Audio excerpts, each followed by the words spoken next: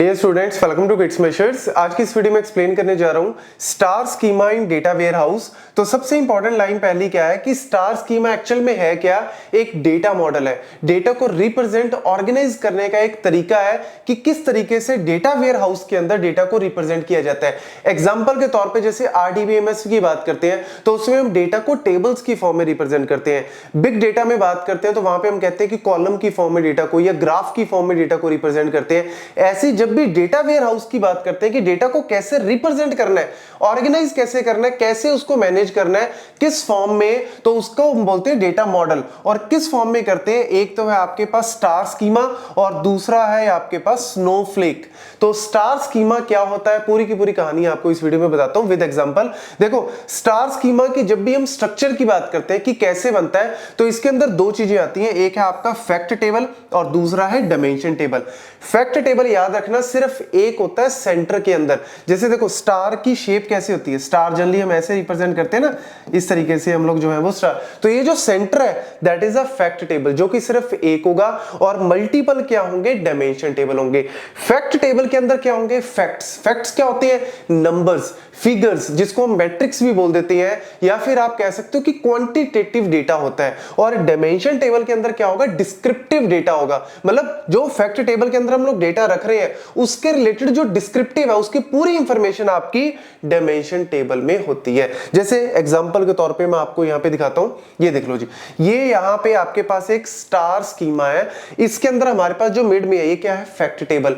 इसके अंदर क्या है? सेल्स। सेल्स का डेटा है। अब ये सेल्स का डेटा अगर हम दिखाएं, कैसे दिखाएंगे? जैसे ट्रांजैक्शन आईडी हो गया, ठीक है, product ID, customer ID, date, sales amount हो गया, मतलब वैल्यूज है, नंबर्स है इसके अंदर, ठीक है। अब मेरे को पता करना है कि प्रोडक्ट आईडी, ठीक है, ये वाली प्रोडक्ट आईडी है, बट उस पूरी प्रोडक्ट की इंफॉर्मेशन देनी है कि प्रोडक्ट का नेम क्या था, प्रोडक्ट जो है वो किस कैटेगरी में आता है, कितना उसका साइज था, वो सारी की सारी आपको प्रोडक्ट इंफॉर्मेशन दे देगा। देन कस्टमर आईडी, कस्टमर के रिलेटेड सारी इंफॉर्मेशन पता करने की, कस्टमर कहां से था, मोबाइल नंबर क्या है उसका, किस लोकेशन से बिलोंग करता है, तो वो आपका एक तरह से कस्टमर वाला जो है वो डायमेंशन देगा। तो डायमेंशन आपको फुल इंफॉर्मेशन देते हैं उस टॉपिक की, लेकिन फैक्ट टेबल आपको सिर्फ डेटा दिखाती है in the form of numbers generally. जैसे यहां पे अगर मैं इसी फैक्ट टेबल को और डायमेंशन टेबल को, ये जो स्टार स्कीम है, अगर मैं इसी को टेबल की फॉर्म में कन्वर्ट करूं तो देखो इस तरीके से आपका डेटा होगा।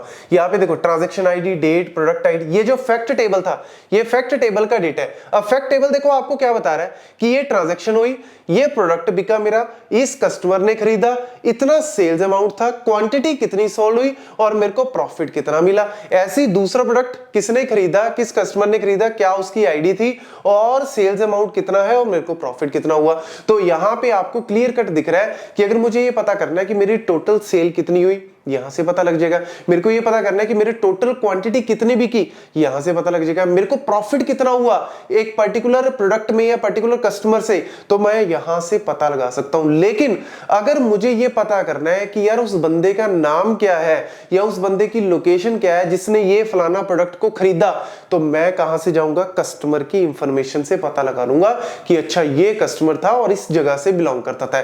ऐसे मुझे ये पता करना है कि उस प्रोडक्ट की कैटेगरी क्या थी जो इतने में बिका, तो प्रोडक्ट की कैटेगरी आपको ये बता देगा और कितने में बिका वो आपको यहां से पता लग जाएगा। तो ये आपका एक सिंपलीफाइड स्ट्रक्चर है। अगर आपको सारा का सारा सेल्स रिलेटेड इंफॉर्मेशन आपको यहां से पता लग जाएगी, आपको कोई ज्वाइन करने की जरूरत नहीं है। लेकिन अगर आपको लेट्स सपोज इस तरीके से पता करना है कि उस प्रोडक्ट का नेम भी बताओ, तो फिर इन दोनों टेबल्स को ज्वाइन करना पड़ेगा। अगर मुझे कस्टमर का नेम पता करना है कि किस बंदे ने ये पर्टिकुलर प्रोडक्ट को खरीदा, तो आपको फिर इसके साथ ज्वाइन करना पड़ेगा। लेकिन नॉर्मली आप सारी की सारी इंफॉर्मेशन यहां से निकाल सकते हो। तो ये इसकी खास बात है, सिंपलिसिटी जो है वो इस तरीके से डेटा को रिप्रेजेंट करता है। तो यहां पे सारे फैक्ट टेबल के बारे में पता लग गया, डायमेंशन टेबल के बारे में पता लग गया।